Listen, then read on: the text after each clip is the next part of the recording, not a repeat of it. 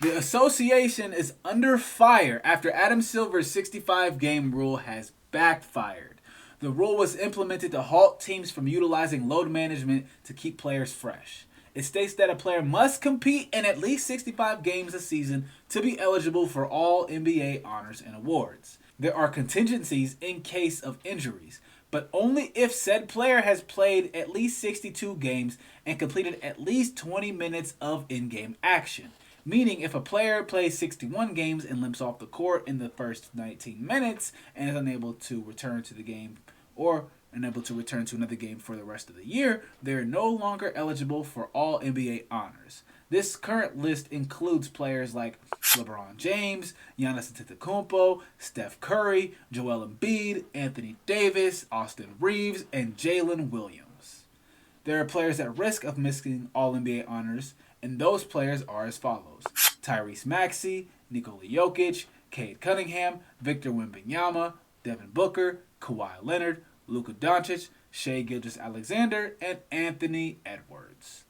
The list goes on and on. It's a system that NBA teams implemented to prevent injuries to their best players, and it's kind of crazy to me that this is really a debate and it's a topic of conversation. This rule needs to be abolished, in my opinion. Not only is this a problem, but you have players rushing back from injury and re-injuring themselves. I mean, there's a record rate of 24.6 games are being missed per year by the average NBA player. And then there's reports of players like Cade Cunningham who's trying to rush back from a collapsed lung just so he can maybe stay in MVP contention. And then there's players like Tyrese Maxey, who's played the most minutes in the NBA, but because he hasn't played more than 62 games this year, he is ineligible for NBA awards at this current moment. Rules like this, they allow too many things to slip through the cracks, and it's just a detriment to the league. Mainly speaking, how long the season is, a lot of these players can't stay healthy for a full 82. They just can't. And I think that the NBA should either do one of the following.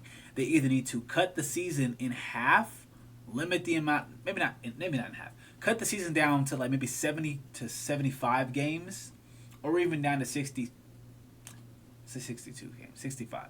About 65 to 70 games a year, right?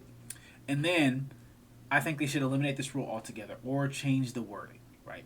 Make it to where they have to play at least 45 games a season to be eligible for NBA honors and awards. I feel like that's a good threshold. Because if you can't play 45 games in a season as an NBA player, then maybe that would be grounds to not qualify for all NBA awards. I understand it, but nobody wants an all NBA team comprised of LaMelo Ball, John Morant. I'm going to just throw out some random names.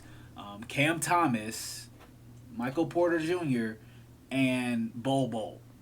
I mean, yes, these are all good players, but they are not first team NBA players. They're just not.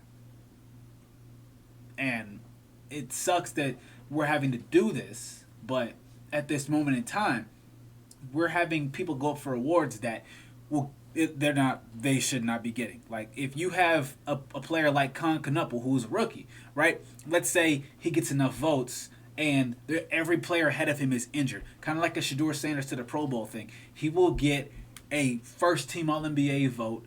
He'll get put into the first team All NBA ballot knowing he's not better than most of these players. But it will trigger a clause in his contract that will give him so many incentives that he did not earn as a rookie, as a second-year player, as a third-year player, as a rotational player, as a role player, as a sixth man.